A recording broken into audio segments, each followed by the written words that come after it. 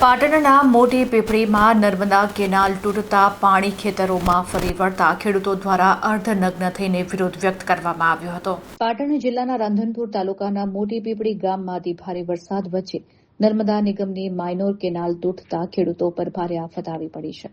ઉપરવાસના ગામો અને ખેતરોનું પાણી કેનાલમાં ભરાઈ જવાથી કેનાલ ગાબડું પડીને તૂટી ગઈ હતી, જેને પરિણામે હજારો એકર ખેતી વિસ્તારમાં કેનાલ અને વરસાદના પાણી ફરી વળ્યા છે, જેથી ખેડૂતોનો ઉભો પાક સંપૂર્ણપણે નિષ્ફળ ગયો છે અને કરોડો રૂપિયાનું નુકસાન થયું છે। સિંચાઈ સમયે પાણી ન મળવું અને વર્ષોથી કેનાલની યોગ્ય સાફ સફાઈ તથા જાળવણી ન થવાને કારણે આ દુર્ઘટના ઘટી હોવાનો ખેડૂતોએ આક્ષેપ કર્યો છે। જે કેનાલ આશીર્વાદરૂપ બનવી જોઈએ તે તંત્રની બેદરકારીને લીધે આફતરૂપ બની જતા રોષે ભરાયેલા ખેડૂતોએ આ બાબતને લઈને નર્મદા નિગમ સામે ઉગ્ર વિરોધ પ્રદર્શન કર્યું હતું। ખેડૂતોએ માંગ કરી છે કે સરકાર દ્વારા તાત્કાલિક ધોરણે તારાજીનો સર્વે કરાવીને અસરગ્રસ્તોને યોગ્ય વળતર આપવામાં આવે। આ સાથે જવાબદારો સામે કાર્યવાહી કરી મોટી પીપળી માઇનોર કેનાલનું કાયમી ધોરણે મજબૂત સમારકામ કરવામાં આવે અને ભવિષ્યની કામગીરી ખેડૂતોની હાજરી તથા સૂચનો મુજબ જ થાય તેવી પણ માંગણી ઉઠી છે।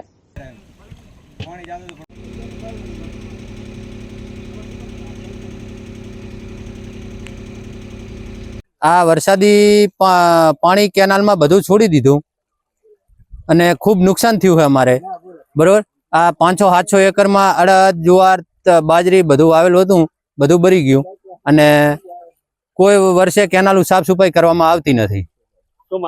માંગણી વર્ષો વર્ષ કેનાલ સાફ સફાઈ થાય, રિપેરિંગ થાય, જે કેનાલ ક્લિયર રહે સાહેબ તો નહીં તૂટે અને આ નુકસાનીનું યોગ્ય વળતર સરકાર આપે એવી અમારી અપીલ। મારા ગામમાં 500 થી 700 એકર જમીનમાં નર્મદા વિભાગના કારણે કેનાલના કારણે હજારો એકરમાં પાણી ફરી વળ્યા છે અને પાક નિષ્ફળ ગયેલા છે। અડદ, તુવેર, બાજરી આ બધું વાવેતર થયેલું હતું, એમાં ટોટલ 100% અમારા ગામમાં કેનાલના પાણીના આવવાના કારણે અમારે નિષ્ફળ ગયેલા છે। તો સરકાર સરને અમારી વિનંતી છે કે અમને યોગ્ય વળતર આપે। આ પાણી કેનાલ દ્વારા છોડવામાં આવેલું અને અમારા મોટી પીપળી ગામમાં દરેક ખેતરમાં 500-700 એકરમાં ફરી વળ્યું છે।